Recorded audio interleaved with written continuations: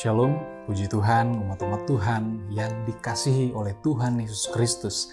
Kembali saat ini kita boleh belajar bersama-sama akan pelajaran sekolah Sabat yang pada saat ini adalah pelajaran yang ke-11 dengan judul Merindukan Lebih Banyak. Sebelum kita lanjut, mari kita bersatu dalam doa. Bapa kami yang di surga, saat ini kami rindu untuk sama-sama belajar akan kebenaran firman Tuhan. Kiranya ini boleh menjadi berkat, boleh menjadi kekuatan iman di dalam kehidupan kami. Itu semuanya untuk kemuliaan bagi nama Tuhan saja. Terima kasih banyak Tuhan, dalam nama Yesus kami berdoa. Amin.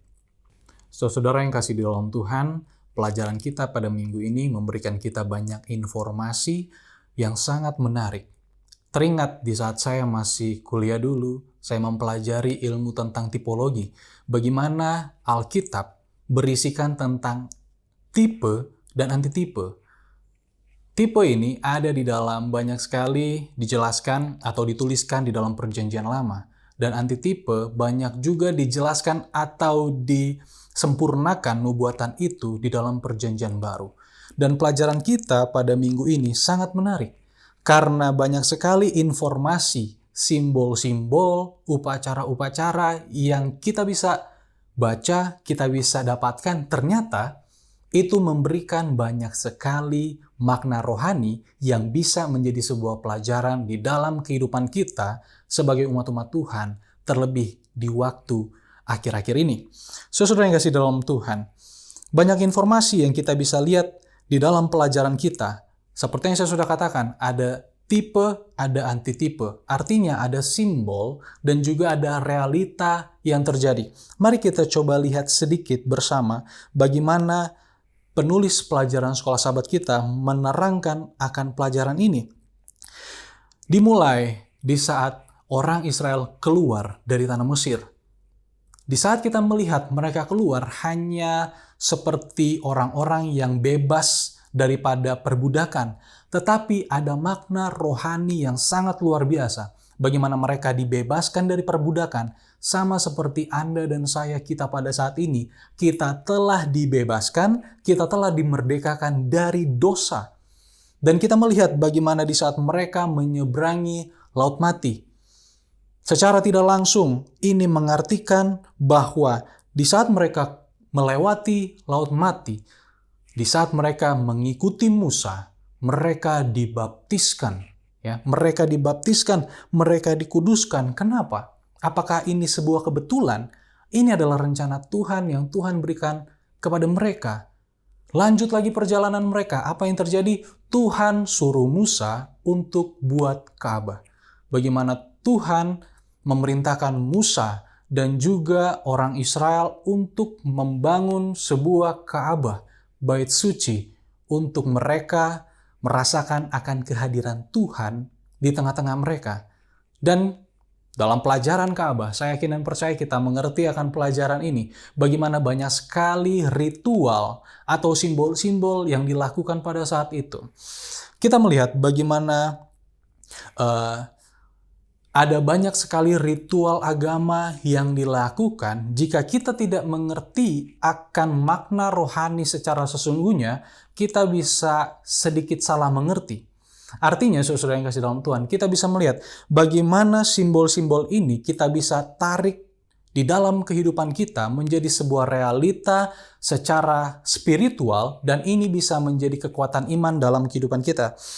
Di dalam pelayanan Ka'bah, di saat ada seorang yang melakukan dosa, ya, mereka membawa korban.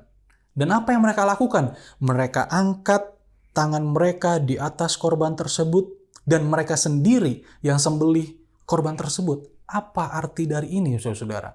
Ini adalah arti di mana Yesus menyelamatkan, menebus umat-umatnya. Itulah sebabnya pada saat ini kita tidak melakukan lagi ritual tersebut. Itu sudah terjadi satu kali di saat Yesus mati di kayu salib. Bagaimana korban ini harus tercurah darahnya.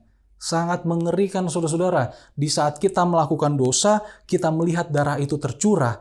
Artinya ada korban yang harus membayar dosa yang harusnya saya bayar, tetapi dilimpahkan kepada media lain. Dan itu sudah dilakukan oleh Yesus. Hanya satu kali pada Yesus di kayu salib. Saudara yang kasih dalam Tuhan, kita sebagai umat-umat Tuhan di zaman ini, kita harus bersyukur. Kenapa? Karena kita berbeda dengan orang Israel pada saat itu.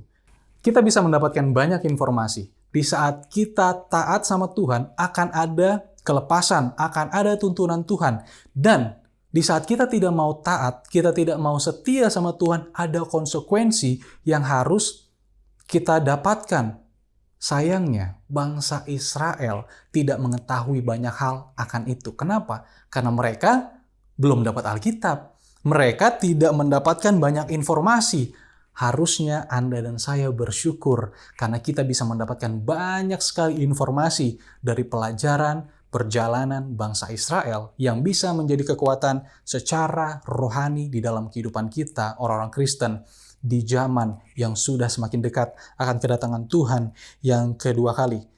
Dan yang kedua, bagaimana orang Israel di dalam perjalanan yang cukup lama, bahkan sangat lama, mereka diberikan oleh Tuhan dua hal. Pertama, Tuhan memberikan mereka mana dari surga. Dan yang kedua, Tuhan memberikan mereka minum. Orang Israel minum dari air yang berasal dari batu. Mari kita coba imajinasikan bagaimana perjalanan bangsa Israel di tengah padang gurun yang pada saat itu mungkin belum ada warung, belum ada tempat untuk singgah beli makan, tetapi Tuhan menyediakan mereka makan. Artinya apa? Dalam kehidupan kita saat ini, di saat Tuhan memberikan mereka mana dari surga, itu melambangkan roti kehidupan. Perjanjian Baru mencatat roti kehidupan melambangkan Yesus. Mereka diberikan air minum. Air melambangkan Yesus adalah air kehidupan.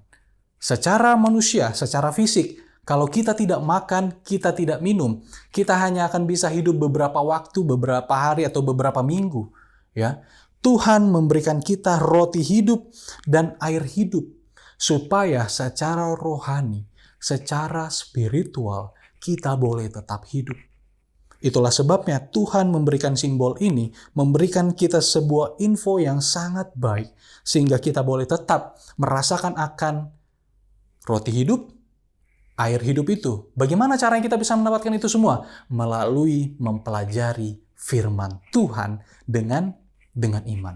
Bagaimana mungkin kita bisa hidup kalau kita tidak makan? Bagaimana mungkin secara rohani kita bisa hidup kalau kita tidak mencari makanan rohani itu di dalam firman Tuhan? Saudara yang kasih dalam Tuhan, di dalam kehidupan kita saat ini, mungkin kita dalam keadaan sibuk, kita dalam keadaan terlebih dalam kondisi COVID-19 yang saat ini semakin memperburuk keadaan kita.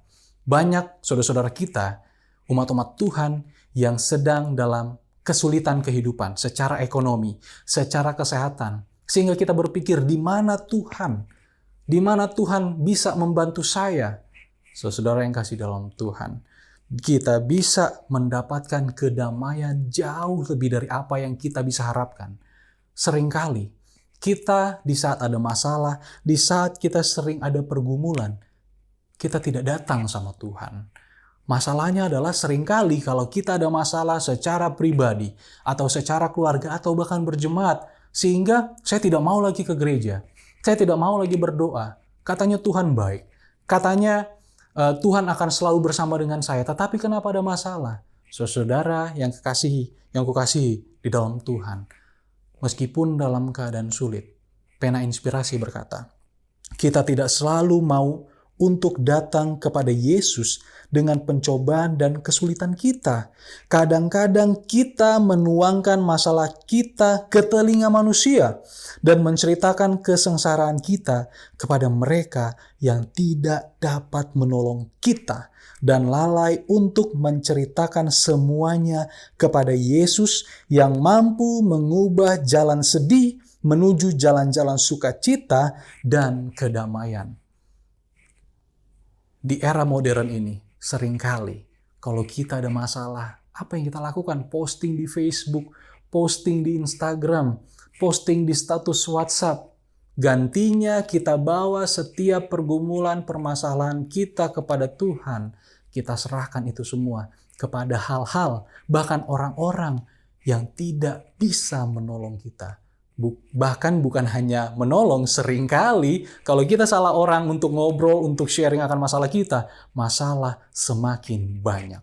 Itulah sebabnya saudara-saudara yang kasih dalam Tuhan, kita membutuhkan kedamaian dan kita membutuhkan satu perhentian yang bagaimana kita bisa fokus sama Tuhan, bagaimana di hari perhentian itu kita bisa melepaskan setiap duka cita, kita bisa melepaskan setiap kesibukan dunia kita, dan kita bisa melepaskan setiap permasalahan yang ada di dalam kehidupan kita. Firman Tuhan di dalam Ibrani 4 ayat 6 sampai 9, firman Tuhan berkata, "Jadi sudah jelas bahwa ada sejumlah orang akan masuk ke tempat perhentian itu, sedangkan mereka yang kepadanya lebih dahulu diberitakan kabar kesukaan itu tidak masuk karena ketidaktaatan mereka.